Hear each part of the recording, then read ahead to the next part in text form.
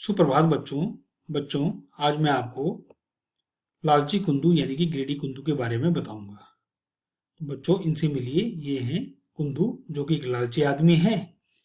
ये जब भी बाजार जाते हैं तो ये चीज़ें तो ज़्यादा से ज़्यादा लेना चाहते हैं, पर ज़्यादा खर्चा करना नहीं चाहते। एक दिन इनकी इच्छा कद्दू का हलवा खाने की हुई। इन्होंने केवल 10 रुपए में एक बड़ा कद्दू खरीदने की कोशिश की। जब ये बाजार गए और कद्दू बेचने वाले दुकानदार से मिले और इन्होंने कद्दू का भाव पूछा और कहा, कद्दू कैसे दिए? तो दुकानदार ने कहा, इस कद्दू के 1/4 की कीमत 10 रुपए है। तो बच्चों, आप देख सकते हैं चित्र में जो लाल रंग का आपको एरो दिखाई दे रहा है ना, तीर का निशान दिखाई दे रहा है जो लाल रंग का। तो यह एक पूरा कद्दू था और इसका 1/4 भाग काट करके रख दिया गया है, जो कि हरे रंग के एरो यानी कि हरे रंग के तीर के निशान से हमको दिखाई दे रहा है। तो दुकानदार यह कहना चाहती है कि इस पूरे कद्दू का 1/4 भाग की कीमत 10 रुपए है। तो आपके समझ में अब आ गया होगा। तो बच्चों, आगे की ओर बढ़ते हैं। तो बच्चों, यदि हमें इस पूरे कद्दू की कीमत ज्ञात करनी हो तो हम कैसे ज्ञात करेंगे? तो इसके लिए बच्चों, हम इस कद्दू को 4 बराबर भागों में बांट देते हैं और एक प्रत्येक भाग का मान 1/4 है। आप जानते हैं, इस भाग का मान 1/4, इस भाग का मान 1/4, इस भाग का मान 1/4 और इस भाग का मान भी 1/4 है। तो बच्चों, दुकानदार जो कहना चाह रही है वो कहना चाह रही है इस भाग की कीमत 10 रुपए है। तो बच्चों, इस भाग की कीमत भी 10 रुपए होगी, इस भाग की कीमत भी 10 रुपए और इस भाग की कीमत भी 10 रुपए होगी। यदि हम हल करना चाहें तो इस प्रकार कर सकते हैं। आप देख रहे हैं स्क्रीन पर 10 धन 10 धन 10 धन 10 बराबर 40। तो हम कह सकते हैं कि इस पूरे कद्दू की कीमत 40 रुपए होगी। तो बच्चों, आपको समझ में आ गया होगा। आगे बढ़ते हैं। तो बच्चों, कुंदू ने कहा, अरे 10 रुपए में तो आधा कद्दू मिलना चाहिए। तो दुकानदार ने कहा, फिर आप अगले दुकानदार के पास चले जाएं, वह आपको 1/2 यानी कि आधा कद्दू 10 रुपए में दे सकता है। मैं तो सिर्फ अच्छे किस्म के कद्दू रखती हूँ।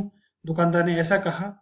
तो कुंदू दूसरे दुकानदार के पास चला गया और उसी आकार का कद्दू देखा और पूछा, इस कद्दू का कितना हिस्सा तुम मुझे 10 रुपए में दोगे? दुकानदार ने कहा, आधा। तो बच्चों, अब हम इस पूरे कद्दू की कीमत हमें ज्ञात करनी है कि कितनी होगी। तो सबसे पहले हम बच्चों इस कद्दू के 2 बराबर भाग कर लेते हैं और प्रत्येक भाग का मान 1/2 है। 1/2 और इसका मान भी 1/2 है। तो दुकानदार कहना चाह रहा है कि इस भाग का जो कीमत है यानी कि इस आधे भाग की कीमत है 10 रुपए, तो इस भाग की कीमत भी 10 रुपए होगी। तो बच्चों, इस प्रकार से इसे हम हल कर सकते हैं। 10 धन 10 बराबर 20। तो हम कह सकते हैं कि इस पूरे कद्दू की कीमत 20 रुपए होगी। तो बच्चों, आशा करता हूँ आपके समझ में आया होगा। आगे बढ़ते हैं। तो कुंदू ने कहा, क्या भैया इसी कीमत में 3/4 कद्दू मिलेगा? दुकानदार ने कहा। तो बच्चों, सबसे पहले हम 3/4 को समझ लेते हैं।